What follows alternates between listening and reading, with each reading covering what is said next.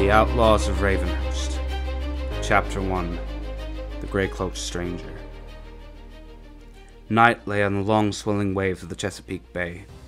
No wind, no star, a murky darkness. The spars of an unlighted ship loomed through the fog and sank into fog again. Stealthily, from the bulky gloom of the deck, a dory slid on oiled ropes to the somber waters. 2 seamen followed. Then down the ropes came an object which seemed to be a man with a bundle, wrapped in a long grey cloak. The dory pulled off and was swallowed by the fog. For an hour the ship swung at anchor, still no light aloft or alow, and no sound save the dull lapping of the waves. Then from the stern a bell began to toll. One slow, booming tone rolled off and died away before the next followed. As if drawn out of the fog by the bell's deep calling, the dory came gliding back again. 2 seamen were at the oars. The anchor sobbed up from the sea's grip. The tide was offshore, and the ship floated out with the current. Unlighted, silent, back into the white smother from which it had come. Keen and marrow-searching, the morning wind rose along the shore of Maryland. Dense fog became a fine drizzling rain turning to sleet. Breasting it along lonely ways among the sand dunes, hurried a lean, bent man carrying a bundle under his cloak. A long, muddied, threadbare garment as grey as rain-soaked ashes. The bundle was hard to manage. It seemed to move of its own accord. Once in a while, a sound came out of it, a wailing cry. "Don't get away! Take Dorothy out!" "Shh!" the man would whisper. His tone was a stern command, but his eyes glowed with great love. The bundle would sniffle a moment or two, then grow quiet. After hours of tramping, the man found a nook where the forest met the last sand dunes. Here, crouched between a low bank and a tree, with his own body shielding the bundle from the sleet, the man opened his cloak and loosened the sailcloth and the plaid shawl within. A fat fist slipped out of the opening, then a tousle of brown curls, a gurgling laugh, and a piping voice. "Dude, don't get away. Take it all off." "Hush," came the man's low command, in a tone that would have been menacing except that it was so deeply kind. "Drink." He drew a flask from his cloak. The child drank, but all the while he stared over the bottle's rim at the man, a wise, wide baby stare. His eyes were blue and deep as the sea, with a flash in their depths that in the turning of an instant might be fun or fury. Just now the eyes shone with a puzzled and half-angry trust. Even in this short time the little fist which guided the flask was growing blue, though it gripped with deft strength, a swordsman's right hand, still in the making. The stranger hastened to enclose the baby in his warm coverings. He wound the cloak about himself and his bundle, left the shelter, and hurried on through the stinging sleet. By mid-afternoon they had reached the top of a rough knob. Here the man seemed to be expecting someone. Placing himself in a spot well screened by the underbrush, he kept a constant eye on a little path which wound around the base of the hill. It was almost sundown before the expected one arrived, a gentle old man on a steady-going bay horse. His round, low-crowned hat, sober clothing, and a great saddlebags gave him the appearance of a missionary passing from one mass station to another. If the man of the grey cloak was expecting the meeting, this other person evidently was not.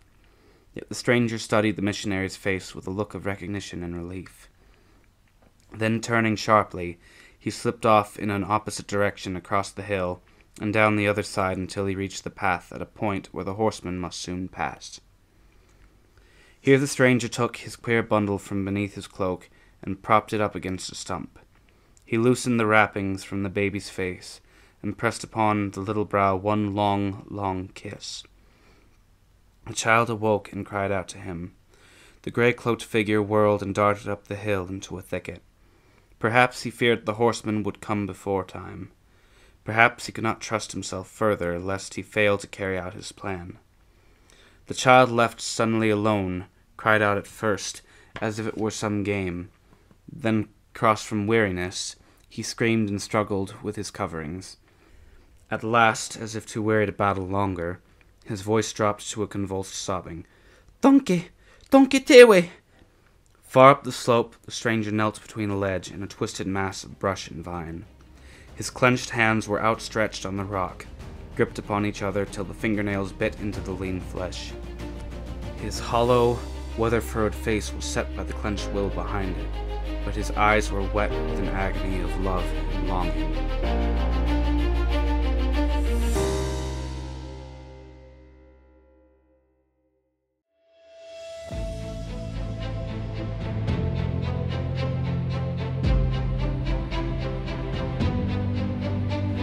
Outlaws of Ravenhurst.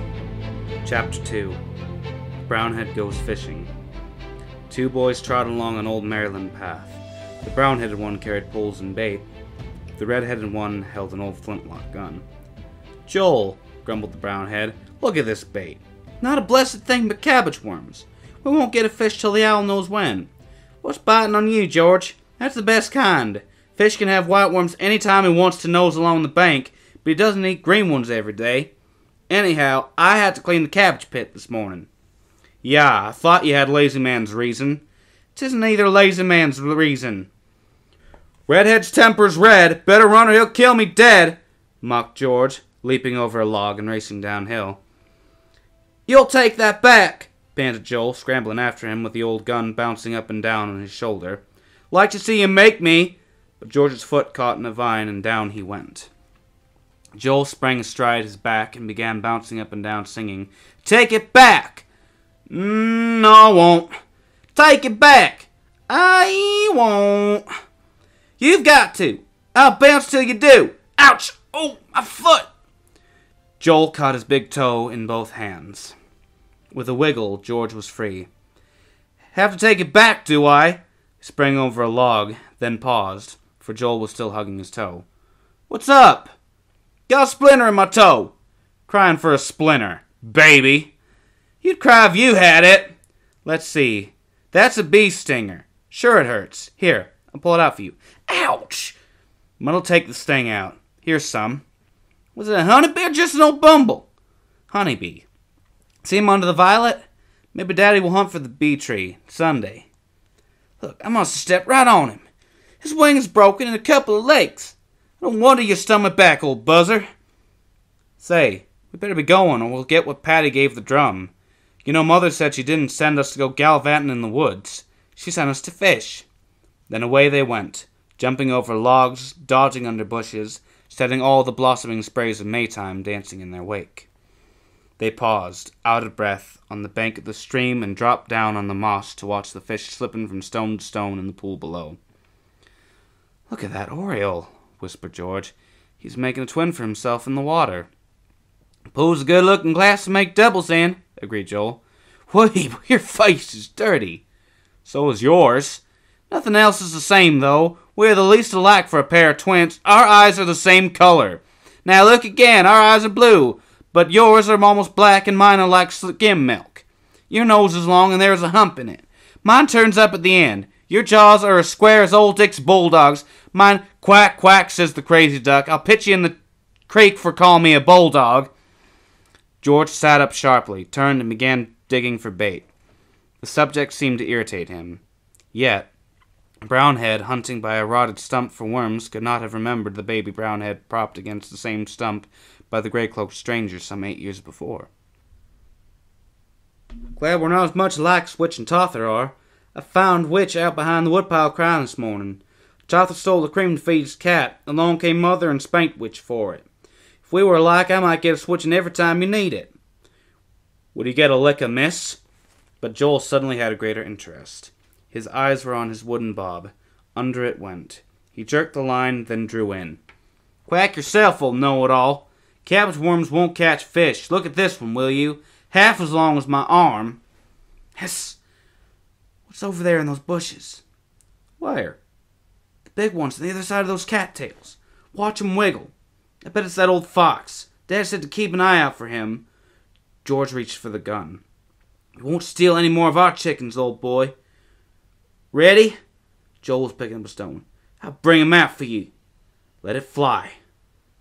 The stone hit the bushes squarely. There was a snarl. The branches parted and out sprang, not a fox, but a large brown bear. She looked up at them, growled, and put one foot in the water. The boys waited for no more, but dashed up the bank. Joel gave a sharp cry. George turned. "What's the matter with you? Quick, she's swimming! I stepped on my fish hook! Pull it out, she's coming! Can't, it's all the way in!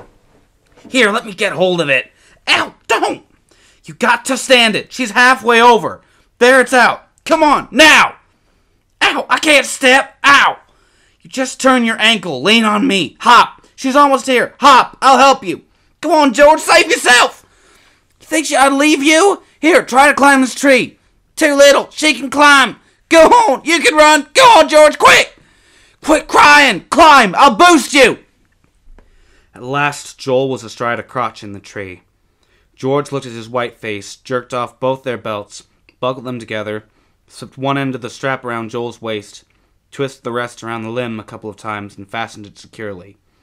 You can't fall now. Take the gun. You reload it. Fox shoot won't kill bears. Put in all we've got. The gun was a muzzleloader. One could put in as much powder and shot as needed.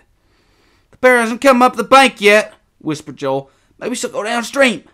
No such luck. I've made a mess of it. There's a cub out on that limb. Well, she'll come all right.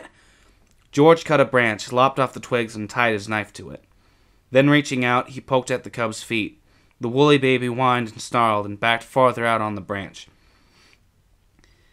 His mammy hears him. Wow, she's mad, warned Joel. Get him down quick. George gave a swift jab. The cub sprang back, and down he went, squalling as he fell from bough to bough, and shaking the branches wildly. George plunged forward, lost his balance, caught himself again, and climbed into the main fork of the tree. She's climbed the bank, whispered Joel. Do you want the gun? No, wait till she's nearer. I might miss. Here she comes. The old bear came lumbering toward the tree. Her cub began to crawl to meet her, but whimpered and sat down on its woolly haunches. Mother Bruin hurried forward and licked its bruises. Maybe she'll go off now. No, she won't. Hang on tight, here she comes. The bear charged the tree with all her force, retreated, and lunged again. George clung desperately. Joel's wrenched ankle banged back and forth against the trunk until he moaned with pain, but he held the gun tightly and kept the muzzle pointed away from his brother. 3 times the old bear charged the tree. Then she began to climb. Quick, Joel, the gun! Good, I got it! Shoot, quick! Look how high she is! Might miss! Shoot, will you? She's almost up to you! Might miss! She'll get your foot! Shoot! George was very still. He was looking straight into that great red mouth. He thrust the muzzle against the shining teeth and fired. There was a roar, a snapping and recoil of branches, and a great thud at the base of the tree. Clutching the swaying branches, Joel twisted in his strap to see down through the leaves. George! Oh, George! No sound came down from below. Are you hurt? Then Joel saw the bleeding pile at the foot of the tree. The bear was on top of George. Both were still. George! Wiggle your foot if you hear me! The bare foot lay still. He's dead, sobbed Joel in helpless misery. The rebound of the tree had left him almost suspended by the straps, and the strain on his waist was making him faint. He struggled back into the crotch again and began searching for the buckles, but they were out of his reach and behind the limb. George! He pleaded. Wiggle your foot, even your toes, just a little bit. No movement below. The silence of the forest closed in upon him, that silence which the noises of the woodfolk make only the more intense. A catbird calling his mate, a woodpecker tapping somewhere across the creek. Joel struggled with the strap, trying to break it, but the rawhide was too tough.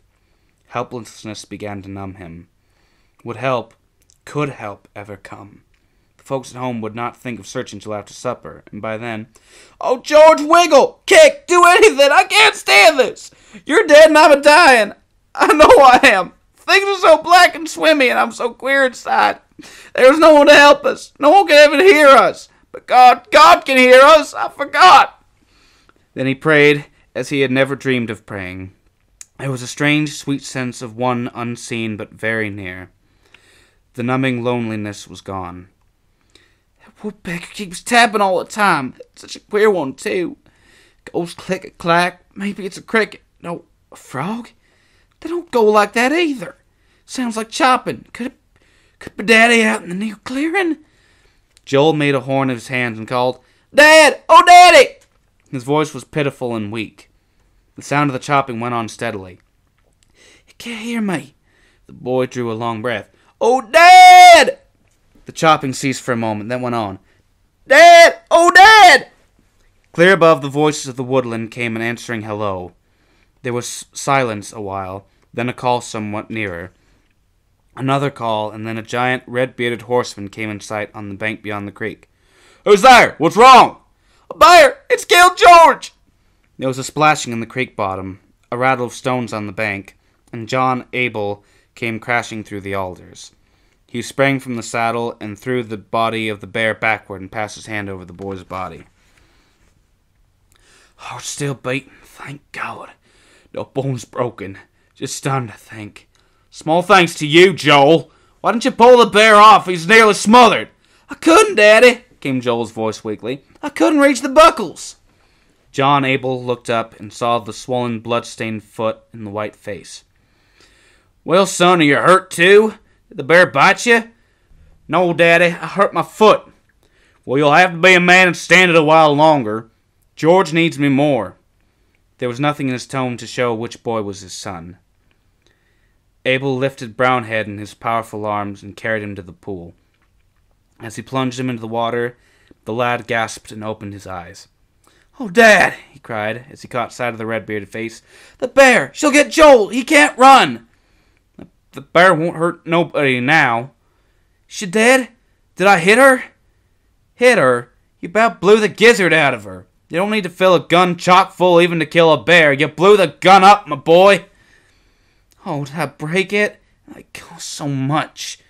Never mind the cost this time, son. It's the boy I'm thinking about. 'Twas by the mercy of the Lord you didn't blow your own head off, but there's only a small powder burn. We'll say a rosary this night in Thanksgiving. Abel laid the boy on the moss. I'm going back to get Joel now, he said. The wounded foot and wrenched ankle were soon bathed and bound. What is your old daddy going to do? Laughed Abel. One dead bear, one live cub, one wounded hunter, and one dead one. Let's go home right now. There's only one horse. We'll put the bear across the saddle. Joel can ride behind. Maybe the cub will follow. I'll carry George. No, Daddy, I can walk, announced the dead hunter, suddenly sitting up. I'm not hurt, I just feel shaky inside. All the same, I'm going to carry you for a piece. Sure you think you're as big as a man since you killed a bear all by yourself. I'll carry you with small trouble, but next time you go hunting, I'll send to the fort for the army surgeon and the hospital corps to care for the dead and the wounded.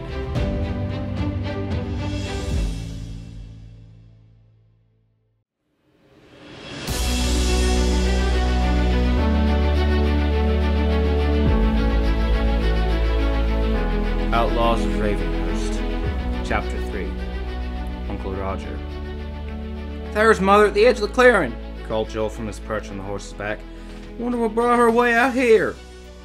Well, the little twins will let their mother bring in the cows. They'll hear from me right now, said John Abel sternly. I don't think she's after the cows. Looks to me as if she's crying. Crying? You sure of it? Something is wrong then. Sit down, George. You'll have to walk now. Then John Abel hurried through the woods. Mary! He called, as soon as they were within speaking distance. What's gone wrong? Whatever it is, don't cry that way. We'll get through somehow, for sure, and God's good. They've come for George, she sobbed. Don't be taking that to heart now. It's one thing to come for him and another to get him. I've had that boy too long to give him up at a minute's notice. They will prove they're right before they take him, and we won't cross that bridge until we come to it. What do they say? It's proof enough they have, and more's the pity. The minute I saw the gentleman, I knew he must be kin to George. He is like enough to the boy to be his father. But he is only an uncle. There are letters, too, one from His Excellency, Cecil Calvert, and one with the King's own hand and seal. They be great folk, John, and no mistake. The squire, too, was with them. They took Jim and Johnny till we deliver the boy. Oh, there's no way at all. We'll have to give George up. Calvert and the King and the squire, too, said Abel slowly.